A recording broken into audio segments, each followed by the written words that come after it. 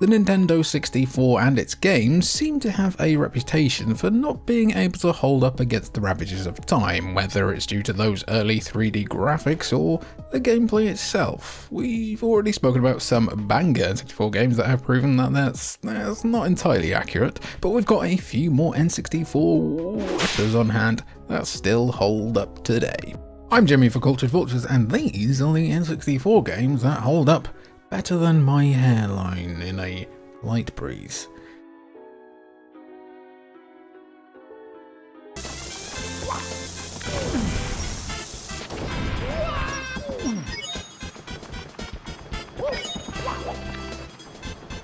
It kind of feels like cheating to talk about Super Mario 64 as an N64 game that holds up because, yeah, of course, one of the most beloved platformers of all time is still great fun to play now as it was back in the 90s. The Italian plumber's first foray into the world of 3D, Super Mario 64 on paper is the same game that it always was as you try to rescue Princess Peach from her kidnapper, the evil Bowser. However, the structure and level design, from the hub world of Peach's castle to the various worlds you can visit within the castle, along with the secrets that can be found in every nook and cranny, help create a new kind of platforming adventure that games today are still taking notes from. It's not hyperbole to say that an entire genre of games owe their success to Super Mario 64 in one way or another. Sure, the graphics might make younger players who are used to seeing Kratos' nose hair in 4K wince a little, and the camera takes a bit of getting used to compared to the cameras that modern 3D platformers are blessed with, but the sheer popularity of Super Mario 64 in today's landscape as a speedrunning or challenge run game just proves how well the mechanics and gameplay have held up over the past 2.5 decades. Even Nintendo knew how well Super Mario 64 holds up when they bundled it with Super Mario Sunshine and Super Mario Galaxy as part of the 3D All-Stars collection on the Switch with barely any upgrades, and it still manages to be one of the best platformers on the platform. That's definitely why they didn't make any big changes, and not just because they couldn't be arsed. Definitely. Is it a stretch to call this the greatest of all time? It is pretty smashing.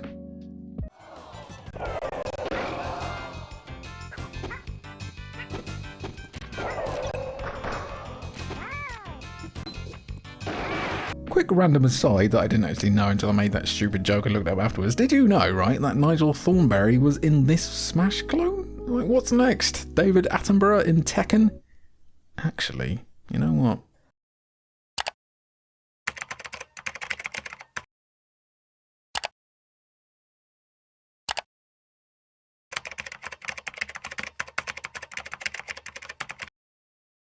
When Masahiro Sakurai came up with the idea of having a bunch of Nintendo mascots scrapped back in 1998, he probably didn't realise that one day Solid Snake would be able to beat Mewtwo to death. Now, looking back on the first Super Smash Bros, you can plainly see how far the series has progressed. Melee, the GameCube follow-up, was a leaps and bounds improvement over the first game with almost double the roster and plenty of new modes, while Brawl's Subspace Emissary mode and ultimate sheer amount of content have kept the series feeling fresh and exciting throughout the years.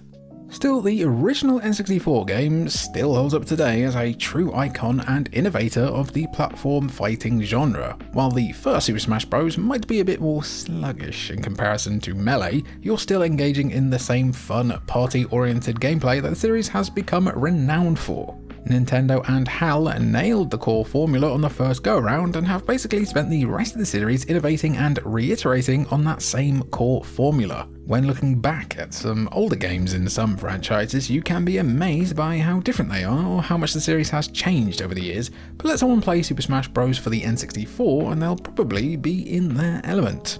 By that metric, it absolutely holds up. Maybe not as much as Melee, of course, but people will still be taking their GameCube controllers to conventions when Pluto finally takes its revenge and crashes into Earth. Go on, Pluto, mate, you go. Don't let us tell you what you are. You wouldn't have been endangered in that Bruce Willis movie, would you?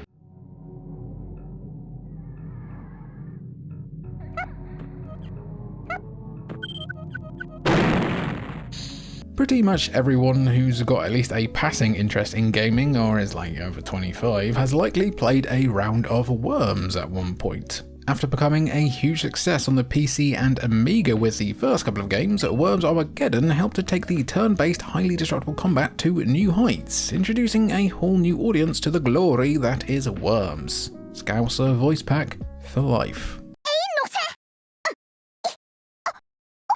What makes Worms Armageddon a game that's aged incredibly well is how much Team 17 and the Worms developers have tried to innovate or change the Worms franchise in the years since, and how most of those attempts have fallen flat on their arse. Whether it's the series' brief dalliance with 3D, adding enterable buildings to the mix with Worms Forts, the introduction of classes in Worms Revolution, or the inclusion of vehicles in Worms WMD, very few subsequent games have had the same magic and source as the original Worms Armageddon, and the less said about Worms Rumble, the better. Worms Armageddon is blessed with an almost timeless simplicity, and Team 17 should probably strip the series back down to basics and stop trying to make Worms something it doesn't need to be. Maybe keep the cool water effects though, I like them.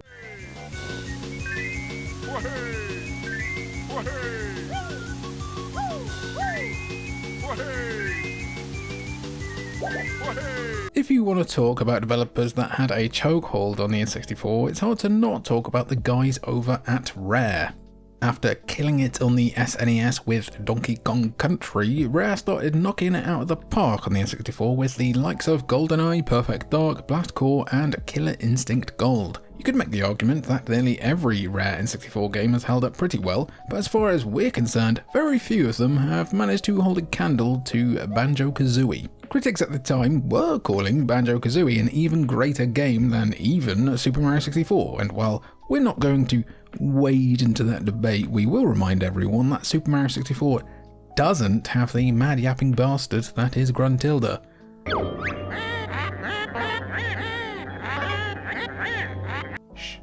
Following the same formula as Super Mario 64 of go to vibrant world, find things to unlock more worlds, Banjo-Kazooie built off the foundations laid by Super Mario 64 by encouraging even more non-linear progression when collecting items. It also offers larger worlds to explore and even includes more NPCs to interact with. And while Mario had his charm, Banjo-Kazooie dialed the humour and tone up to 11, making for an incredibly memorable and fun experience during both gameplay and the various cutscenes. Add in the incredible soundtrack work from Grant Kirkhope, and it's no wonder that Banjo-Kazooie is one of the most beloved platformers ever made. Also, it's a twofer. A two-fer, because we're including Banjo-Tooie in this as well, and that game is also fantastic. No, we don't make this up as we go along.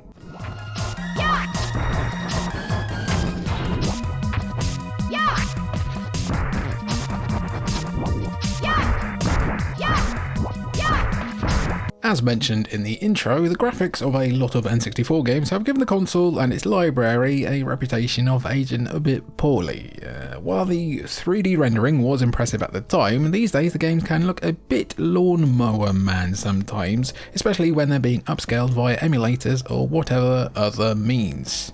Because of this, there's a selection of N64 games which remain 2D, which now look like they've been preserved by the gods themselves, Mischief Makers being one of them. Now, to call Mischief Makers strictly 2D would be a lie, as it utilises 3D backgrounds and pre-rendered 3D models for the characters, similar kinda to how Donkey Kong Country worked on the SNES, only Mischief Makers adds a lot more colour and wacky visuals into the mix. It is a treasure game, after all.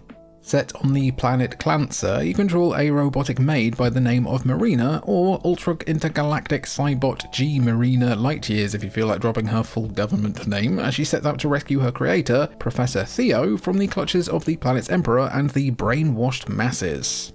In order to do so, you'll be shaking your way through the game's 50 plus levels, and we mean that literally. Marina can grab and shake pretty much everything in a level, with different items having different properties and effects. The fact you can grab nearly everything is a level of freedom platformers still struggle to offer, and it helps make Mischief Makers stand out as a truly underrated N64 classic, and yet another treasure banger that deserves better.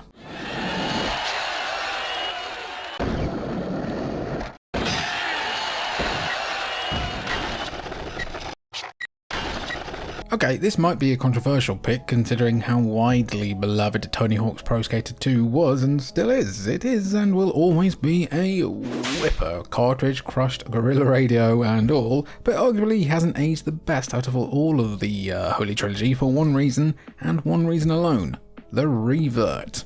Introduced in Tony Hawk's Pro Skater 3, the revert allowed players to continue their combos reliably after landing from a quarter pipe. These days, the revert is almost taken for granted as an expected part of the moveset, but it took until the third game to appear and has been integral ever since. The recent remakes of the first two games, actually including the revert that was from the third game, shows how important it had become to the formula.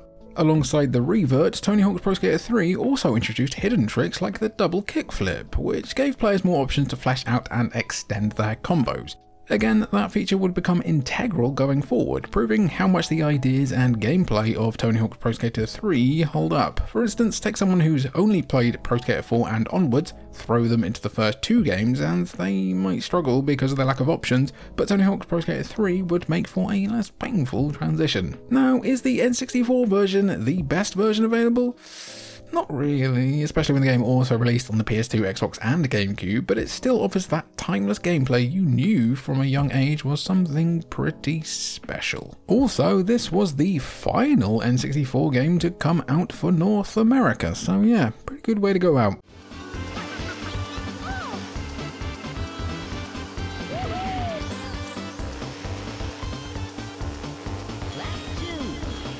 Trying to launch a kart racing game a year after the release of Mario Kart 64, one of the best multiplayer games ever made, might seem like a fool's errand on paper, but as the years have passed and your cartilage has evaporated, Rare's Diddy Kong Racing has been vindicated as the N64 racer that truly holds up.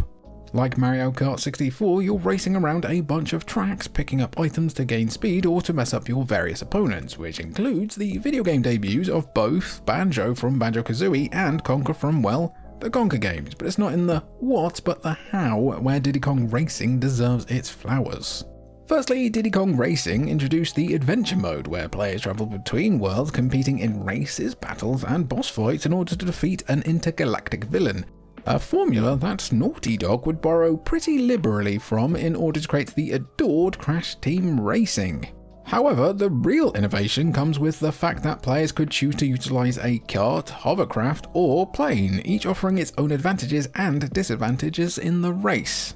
Being able to choose your loadout, so to speak, is something that Mario Kart adopted moving forward, while the different disciplines are similar to Sonic and Sega All-Star Racing Transformed, which swap between cars, boats and planes during the race to keep things interesting.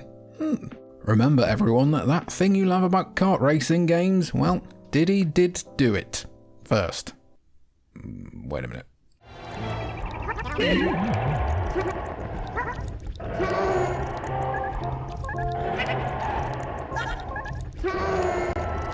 We've already spoken about how shooting for 2.5D graphics during the N64 era proved to be an anti-aging elixir for a lot of games, but perhaps no game benefited from this more than Yoshi's Story. While critics found plenty to enjoy during their time with Yoshi's Story, the game was punished seemingly for the crime of not being exactly like Super Mario World 2 Yoshi's Island. There were other negative points too, like the game's short length or lack of any real difficulty, and they're absolutely right in those regards, but one other thing that everyone can agree on is that the game's graphics and aesthetic are some of the best on the entire console, and help Yoshi's Story stand shoulder to shoulder with more modern platformers. The story sees Baby Bowser turning the entirety of Yoshi's Island into a pop-up storybook. Naturally, the graphics reflect this change to a paper-based world, which utilizes pre-rendered 3D and color in a way to create a world unlike anything else on the console at the time. Even now, the graphics look infinitely more appealing than most other N64 games you can think of, and the decision to have the game set in a pop-up storybook has informed the style of Yoshi's games going forward.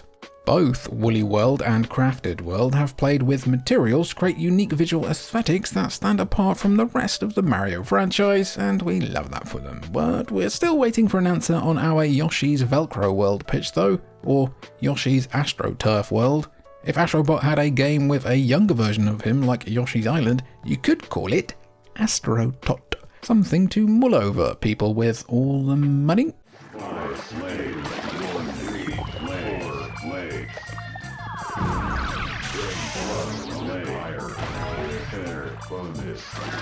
Wettrix might sound like a new breakfast cereal with a dolphin mascot or some kind of designer weight loss drug, but it's actually a puzzle game that blends Tetris with water. Yeah, Wettrix is a bit of a weird one, though its contributions to the world of puzzle games can't be understated. Instead of just simply cloning Tetris, Puyo Puyo, Columns, I love Columns, or some other puzzle game, Wettrix creates something new that hasn't been attempted since, aside from the PS2 sequel at least. That is some incredible box art, frame it. Basically, in Wettrix, your goal is to try and store water on an isometric 3D landscape, with the game ending if too much water falls off and fills up the gauge at the bottom of the screen. Sounds simple enough, right? Wrong! Wettrix chucks a host of items, gimmicks, and tricks at you to keep you on your toes, from Tetris-shaped blocks that allow you to shape the landscape in ways that might help or hinder you. These come in both upper and downer variety, giving you a lot to think about already, which is naturally when the game starts throwing fireballs, ice cubes, mines, and earthquakes your way, ensuring that it's never a dull moment in the weird world of Wettrix. There's another Kadikarus video for you. With a decent range of modes and impressive graphics for a puzzle game, Wettrix could easily be considered among the hidden gems of the N64, but there's no doubt about the fact that it definitely holds up. Just don't come complaining to me if you play it and find it too hard. Wettrix isn't for you if you're a bit wet behind the ears. You know what else is wet? Milk. You know what milk comes from? A cow. Harvest Moon 64 is the next one. Yeah.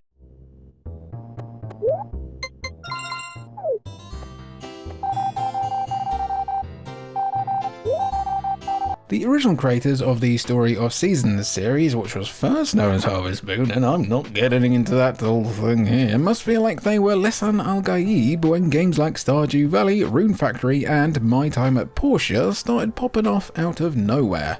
Pretty much the originators of the farming life sim genre, the first Harvest Moon games serve as the basis from which most games in that genre are born, with Harvest Moon 64 perhaps being the first in series that most accurately translates to its more modern counterparts. While the graphics and isometric camera might not be for everyone these days, the core gameplay loop still holds up to this day. You've been left an abandoned farm by your grandfather, and you've decided to make it your personal mission to build the farm back up again, planting crops and looking after animals as you go. Along with the farm, you'll mingle with the locals in the nearby village, perhaps even start a relationship with one of them. Harvest Moon 64 also added the idea of stamina and time to the formula, limiting the amount you can actually get done in one day, which wasn't present in previous games and has become a core part of other farming sims. I mean, it's crazy to play Stardew Valley and realise, wow, this is literally just Harvest Moon if the people making them weren't insane. The amount of games that have sung from the same hymn sheet as Harvest Moon 64 basically proves how the game has held up over the years, even if only in terms of formula. And that was our video looking at just some more of the N64 games that held up brilliantly. You might be surprised if you watch both of these videos that F-Zero X isn't on here. I don't think the game actually ages that well. There's some real bad pop-in and yeah, it's not great these days. It's not great. That's why we need another one. If you're one of the 30% or so of viewers who get all the way through the video, I want to thank you by giving me the chance to win a free Steam key by just commenting "I makered it" mark down in the comments down below. I've been Jimmy for Cultured Vultures. It's been good to have you, and thank you for watching.